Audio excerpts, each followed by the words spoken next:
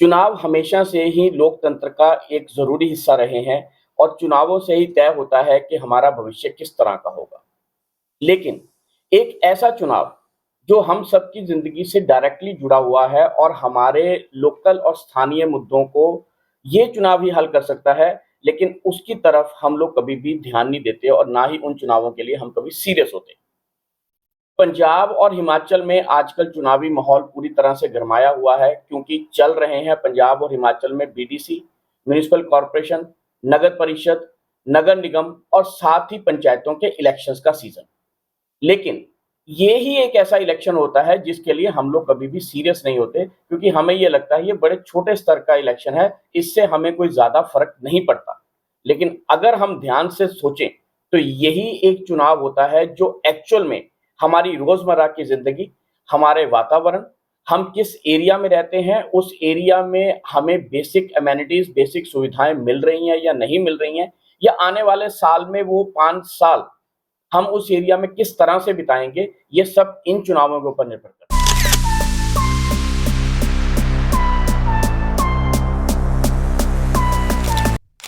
नमस्कार दोस्तों, आप देख रहे हैं मंथन चैनल और मैं हूं करुण कश्मीरी। आज हम जिस विषय के ऊपर बात करने आए हैं वो हमसे और आपसे सीधा जुड़ा हुआ है। जब भी चुनाव की बात होती है तो हम राष्ट्रीय या राज्य स्तर के जब चुनाव होते हैं तो हम लोग सब बढ़ चढ़कर उसमें हिस्सा लेते हैं।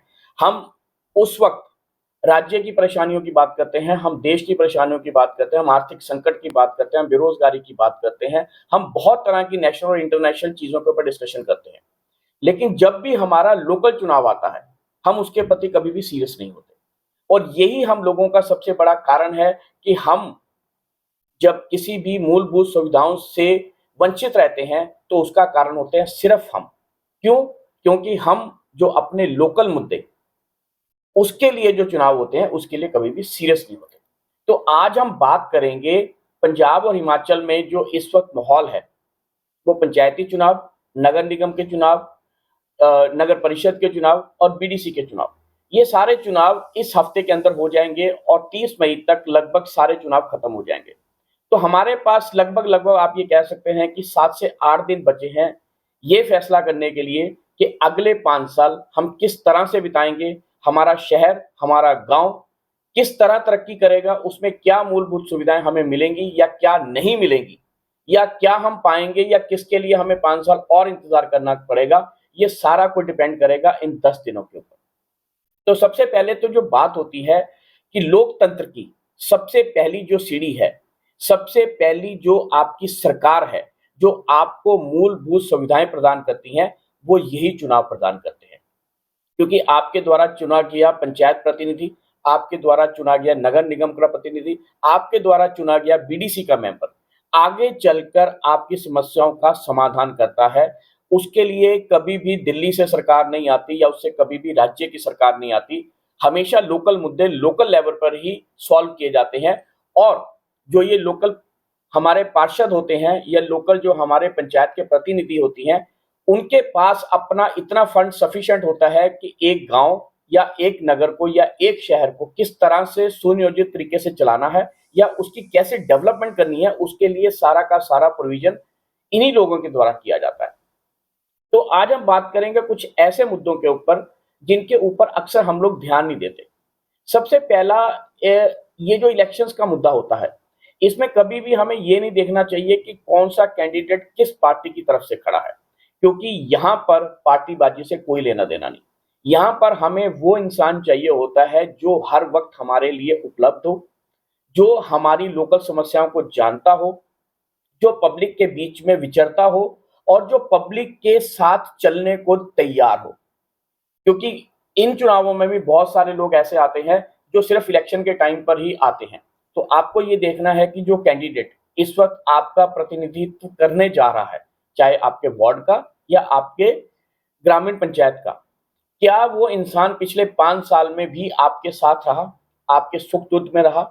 जब भी कभी आपके गाँव या आपके शहर में सीवरेज ब्लॉक हुआ या कभी आपकी सड़कों पर पानी जमा हुआ या कभी आपके बिजली का ट्रांसफार्मर उड़ा, तो क्या वो इंसान आकर उसने कोशिश की कि आपको उससे कैसे निजात दिलाई जाए? अगर कोई लोकल किसी पड़ोसी का किसी से झगड़ा हो गया या आपके शहर में कोई छोटी-मोटी वारदात होगी, तो क्या उस इंसान ने आपके साथ जाकर पुलिस स्टेशन में कंप्लेंट लिखवाई या उन अपराधियों को पकड़ने में अपनी योग्यता या अपनी भूमिका निभाई? दूसरी बात, क्या वो इंसान एक्चुअल में समाज सेवा कर रहा है या उसका पर्पस सिर्फ इन चुनावों से एक कुर्सी तक पहुंचना है और उसके बाद अपना घर भरना है? क्योंकि बहुत इंपॉर्टेंट हो जाता है ये देखना कि जो इंसान आपका प्रतिनिधित्व करने जा रहा है, वो एक्चुअल में आपका प्रतिनिधि बनना चाहता है या सिर्फ आपकी वोट लेने के बाद वो अपना ही घर भरना चाहता है।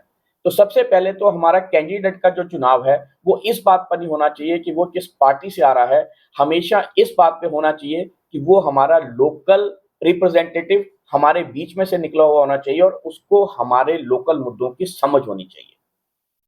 दूसरी बात आती है, आमतौर पे ये कहा जाता है कि राजनीति में पढ़े लिखे लोगों की बहुत जरूरत है।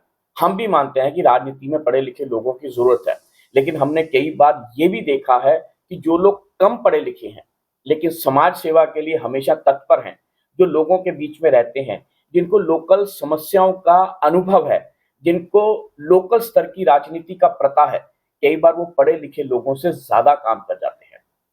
तो दूसरा हमारा जो अपने प्रतिनिधि को चुनने का एक ज़रिया होना चाहिए या हमारा एक एनालिसिस होना चाहिए, वो ये भी होना चाहिए कि वो पढ़ा लिखा हो तो बहुत अच्छी बात है। लेकिन अगर वो पढ़ा लिखा नहीं भी है, लेकिन अगर वो ज़मीनी स्तर की परिस्थितियों को समझता है और लोगों को साथ लेकर चलने की कोशिश करता है और लोगों के सुख-दुःख में खड़ा होता है, तो उस प्रतिनिधि को चुनिए। तीसरी बात आ जाती है, हमें इन इलेक्शंस में कभी भी ये नहीं देखना चाहिए ये मेरे चाचा का लड़का है, ये मेरा पड़ोसी है, ये हमारी शादी में आया था, इसने कभी हमें दारू पिलाई थी या इसने कभी हमारे लिए एक बच्चे का एडमिशन कराया था। ये सब चीजें नहीं देखनी। हमें ये देखना है कि क्या वो कैंडिडेट एक्चुअल में हमारी समस्याओं को समझता है, क्या वो हमारे वार्ड की या गांव की जो समस्याएं हैं, जो छोटी छोटी मूलभूत समस्याएं हैं, क्या उनको हल करवाने का उसके पास कोई विजन है। जब भी कोई आपसे आपका वोट मांगने आए, उससे सबसे पहले उसका विजन पूछिए कि अगले 5 साल में वो करना क्या चाहता है। वो किस तरह से आपके गाँव या आपके शहर की या आपके वार्ड की तस्वीर को बदलना चाहता है। आपकी गली की जो नाली टूटी हुई है, आपकी नाली में जो सीवर का पानी बह रहा है, उसको ठीक करवाने के लिए ना तो राज्य सरकार आएगी, ना उसके लिए दिल्ली से कोई मंत्री उठ के आएगा। उसको ठीक करवाने के लिए वही लोकल इंसान काम आएगा। तो अगर वो इन सब समस्याओं को जानता है, क्योंकि जो लोग वहां पे रह रहे होते हैं उनको पता होता है कि पहले यहाँ पर क्या था, अब क्या हो गया, कहाँ पे ये बेसिक प्रॉब्लम आई है, इसका सोल्यूशन क्या निकल सकता है।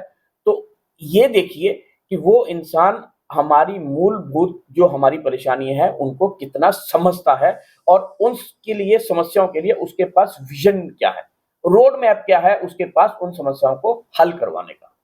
उसके बाद अगला जो किसी भी कैंडिडेट को चुनने का जो अ, आप कह सकती हो जो प्रावधान होना चाहिए, जो हमारी सोच होनी चाहिए, वो इस चीज़ का होनी चाहिए कि उस इंसान की मार्केट में रेपुटेशन क्या है? उस परिवार का समाज में क्या वैल्यू है? क्या रेपुटेशन है? लोग उनको किस नज़र से देखते हैं? तो एक कैंडिडेट की ईमानदारी, उसकी छवि और उसका मिलनभाषी होना ये भी बहुत बड़ी उपलब्धि होता है किसी भी एक कैंडिडेट का सिलेक्शन करने के लिए। अब उसके बाद हम आते हैं कि एक कैंडिडेट इलेक्शन जीतने के बाद वो एक्चुअल में पब्लिक में रहेगा या वो वहां से शिफ्ट हो जाएगा। अगला मुद्दा आता है युवाओं और महिलाओं की सुरक्षा और उनके लिए रोजगार के रास्ते उपलब्ध करवाना। हम ये नहीं कह सकते कि युवाओं को रोजगार प्रदान करना या महिलाओं को सुरक्षा प्रदान करना राज्य सरकार का काम है। लोकल लेवल पर जो लोग होते हैं, जो पंचायत के प्रतिनिधि होते हैं या जो नगर परिषद के लोग होते हैं, नुमाइंदे होते हैं जो हमारे द्वारा चुने जाते हैं, उनके पास बहुत तरह की पावर्स होती हैं। हम लोग उनको एक्चुअल में पावरफुल समझते नहीं हैं, इसीलिए हम इन इलेक्शंस को बड़ा सीरियसली नहीं लेते हैं। अगर एक एमसी चाहे या एक गांव का प्रतिनिधि चाहे तो अपने गांव में भी बहुत सारे रोजगार के जो साधन है वो उपलब्ध करवा सकता है। बहुत सारी ऐसी गवर्नमेंट की स्कीम है जो नेशनल लेवल और जो स्टेट लेवल की स्कीम्स है जो सिर्फ गांव या शहरों के लिए ही बनाई जाती है, वहां पे लोकल जो लोग होते हैं उन्हीं को काम मिलता है। लेकिन हम लोगों को चूंकि इसके बारे में पता नहीं होता, तो जो ऊपर का जो सिस्टम होता है वो अपने भाई भतीजों में ही बांट कर उन सारे पैसे को, फंड्स को मैनिपुलेट कर लेते हैं कि हमारे गांव या हमारे शहर में किसी भी तरह का परिवर्तन नहीं आया, हमारे लिए कोई भी नई चीज यहाँ पर ओपन नहीं हुई, कोई भी नई अपॉर्चुनिटी पैदा नहीं हुई। तो हमें ये देखना चाहिए कि अब आप एक चीज समझिए कि अगर गांव में नालियां बनेंगी, अगर गांव में सड़कें बनेगी, अगर गांव में बिजली के खंभे लगाए जाएंगे, तो उसके लिए लेबर बाहर से तो नहीं ढूंढी जाएगी ना। लेबर वहीं से अपने ही गांव के लोगों को काम मिलेगा।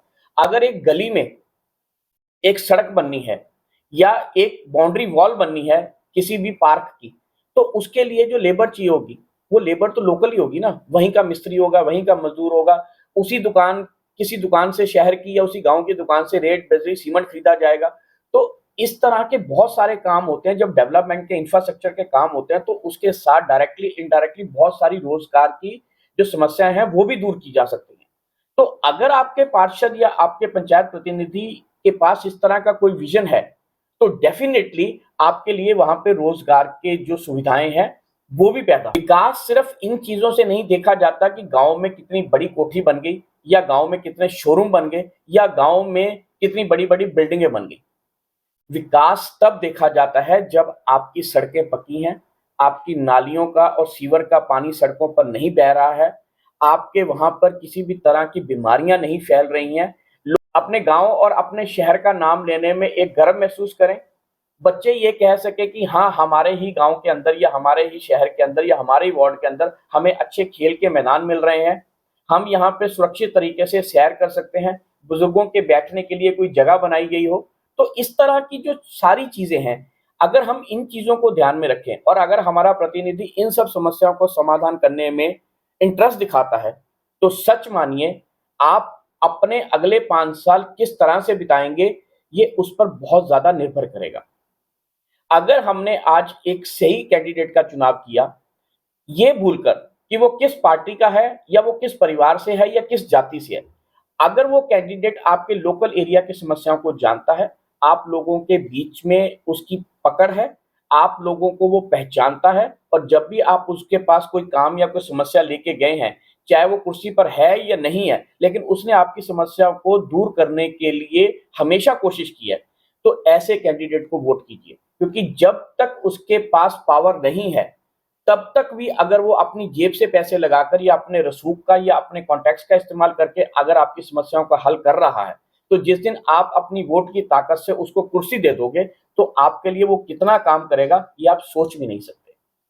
तो हमारी पंजाब और हिमाचल के निवासियों से यही विनती है कि जिम्मेदार और जागरूक वोटर बनिए, और इस वक्त वोटों में ये मत सोचिए कि कौन सा कैंडिडेट किस पार्टी का है, ये सोचिए कि क्या ये कैंडिडेट हमारे शहर या हमारे गांव की तस्वीर बदल सकता है। हमारे 5 साल अगले जो आने वाले हैं हमें बेसिक सुविधाएं प्रदान कर सकता है, तो उस कैंडिडेट को चुनिए।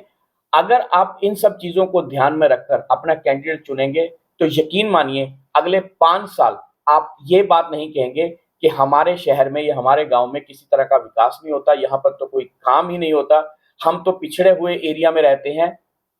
क्योंकि आपके द्वारा चुना गया प्रतिनिधि ही आपकी समस्याओं का हल करेगा। तो दोस्तों, ये है हमारी छोटी सी पेशकश इस चुनावी माहौल के दौरान।